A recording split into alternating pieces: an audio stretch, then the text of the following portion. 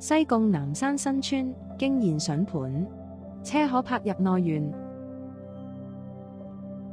呢間3層獨立屋，業主竟然一減價再減。間屋俾翠綠景觀包圍住，遠望仲有海景。間隔仲有改善嘅空間，但都算光線充足。間屋平係平，但 condition 就一般啦。不過諗下喺西貢呢個咁優美嘅環境，用一個咁抵嘅價錢買到一間獨立屋，再慢慢裝修 upgrade 間屋，都仲係好吸引。值唔值得買？就真係要自己衡量下啦。